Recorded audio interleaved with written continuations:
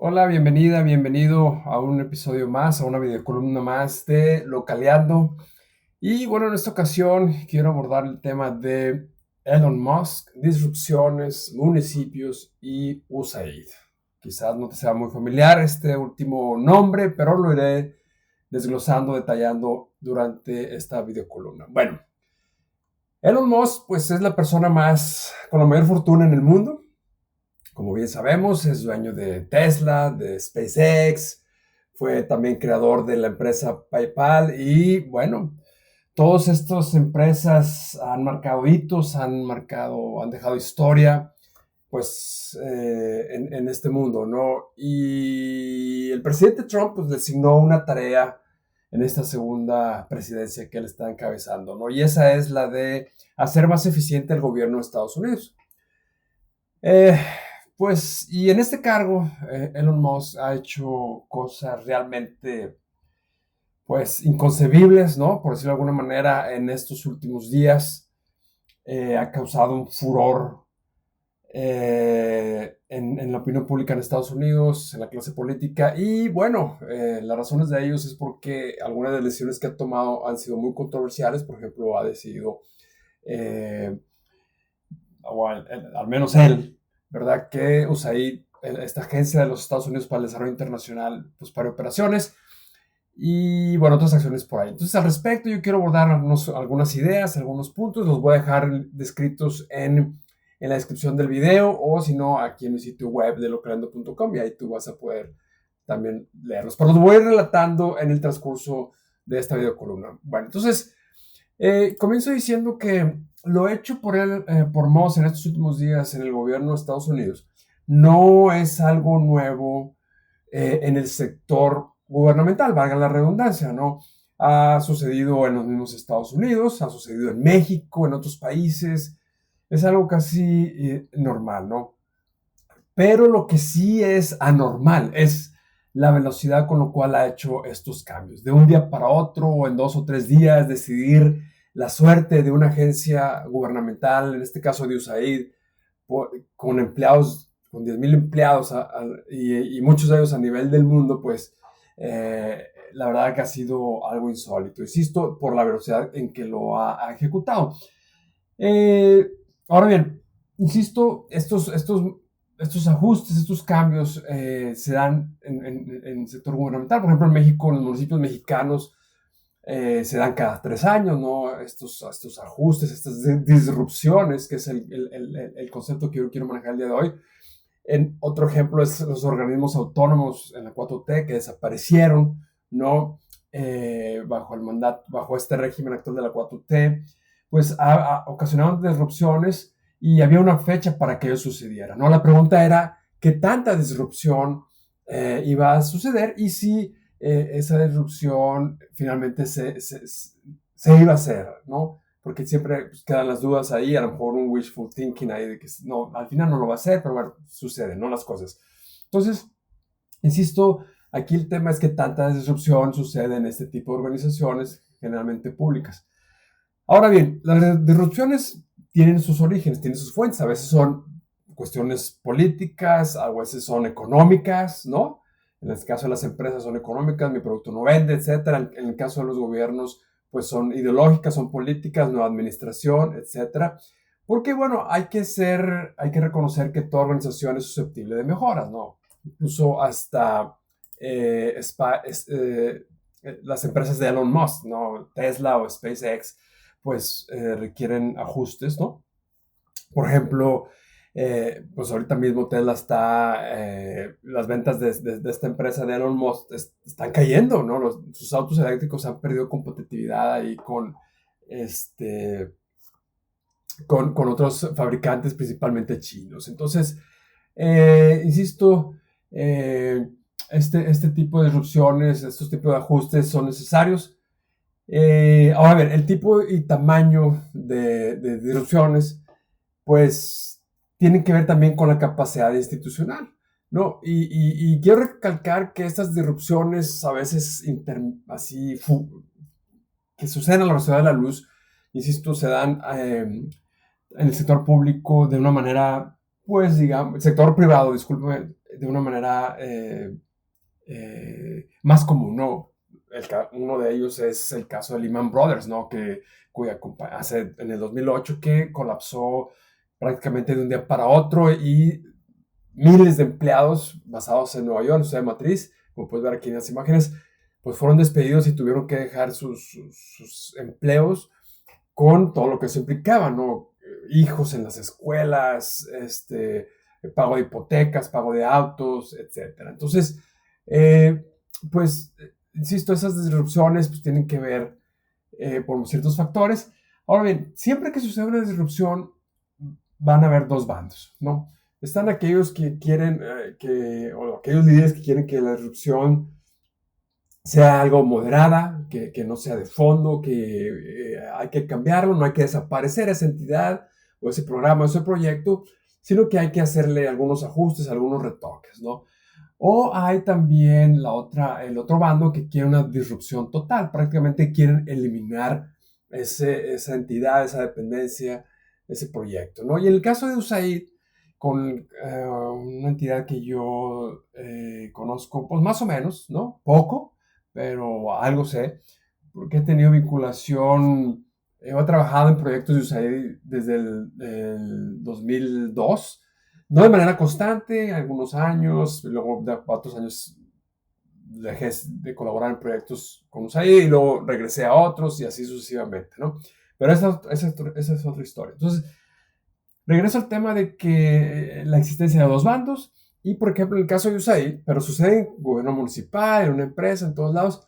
En el caso de USAID hay dos bandos claramente, ¿no? Está el bando de Elon Musk, que quiere eliminar a USAID, y el bando de Marco Rubio, que dice, no tan rápido.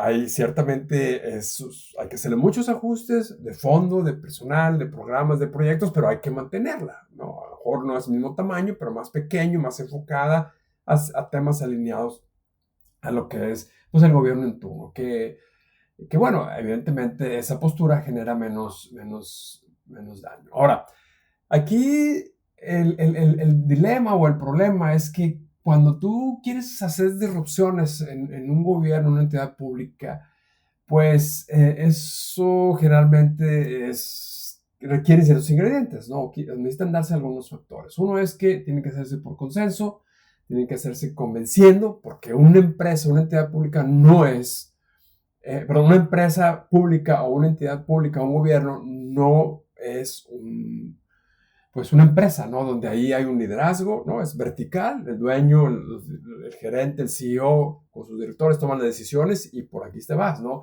En el caso de una entidad pública, esto no es así, ¿verdad?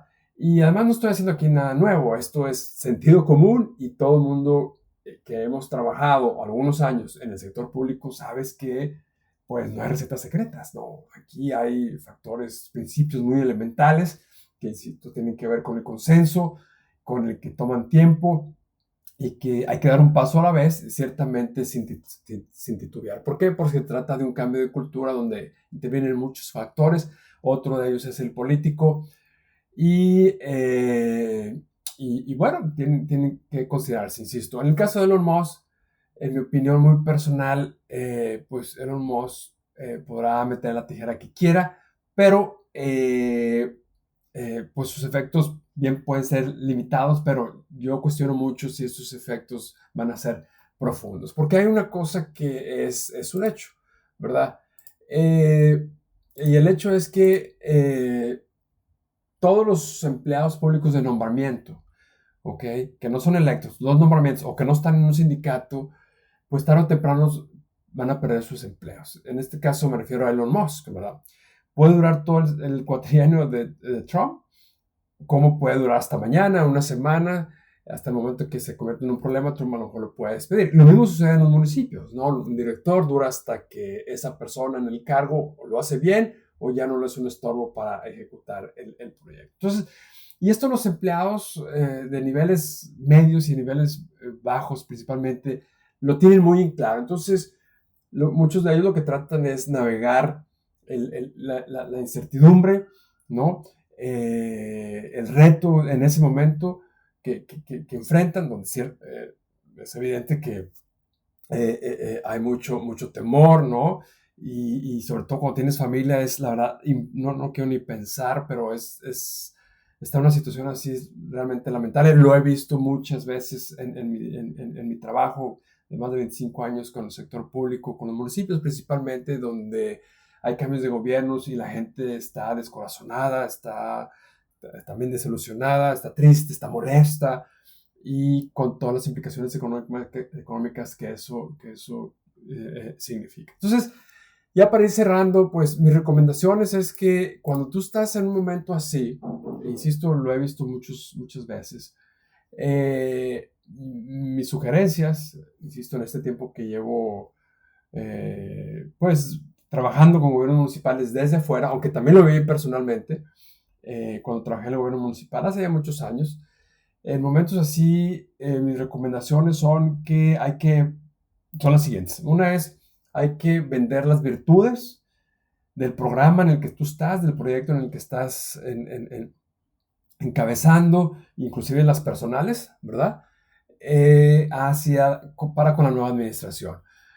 Aquí nomás quiero separar una cosa. Estoy hablando en el sentido positivo, no de que te vendas, ¿verdad? Que te cambies una cachucha y luego te pongas la otra y eso significa traicionar tus principios, ¿no?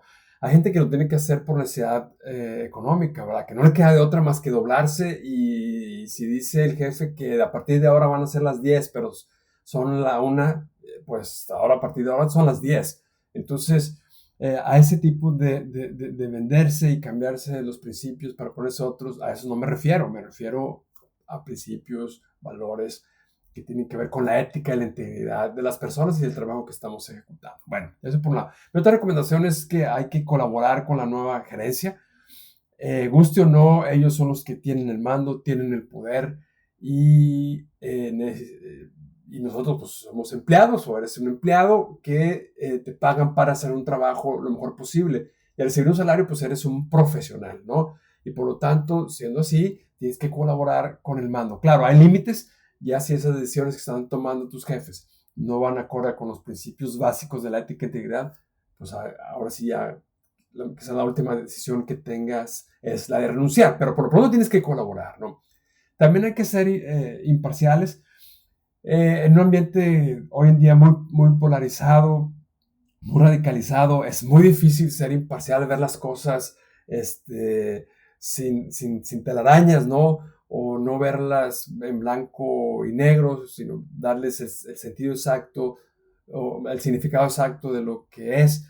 Y eso significa, insisto, ser ser imparcial, ¿no? Para ser objetivos en nuestra toma de decisiones y en la colaboración que vamos a brindar bajo una nueva gerencia, por más ideas radicales que tenga, ¿no? Y la última palabra que tiene que ver aquí, o que quiero recomendar, es la de resiliencia, ¿no? Entonces, la resiliencia es un concepto que en la administración pública yo lo voy a escuchar precisamente con USAID, hace como unos 15 años aproximadamente, donde en pocas palabras es la capacidad que tú tienes para enfrentar situaciones adversas y luego sobresalirlas o sobrepasarlas para que tú puedas continuar de alguna manera, ¿no?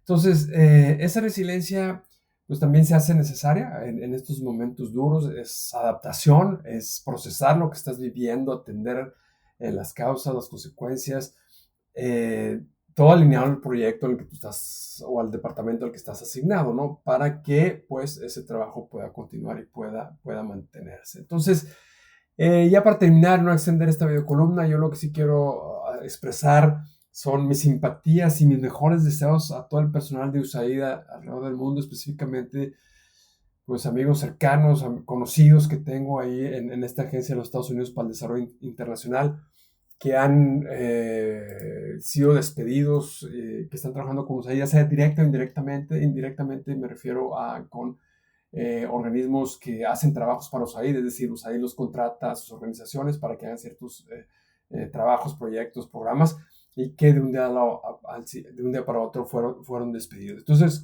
a todos ellos les mando un abrazo fraterno, mis mejores deseos, y también se lo mando a todos esos cientos, decenas y en ocasiones miles de empleados municipales que en México pierden sus trabajos cada año, decenas lo pierden cada día en todo el país y muchas veces, la mayoría de las veces es por cuestiones políticas, ¿verdad? No necesariamente porque carecen de mérito o de profesionalidad a hacer sus trabajos. Entonces vivimos en tiempos muy duros, con mucha incertidumbre y bueno, en este contexto pues hay que aprender a vivir con lo que se tiene. Entonces hasta aquí dejo mi video columna.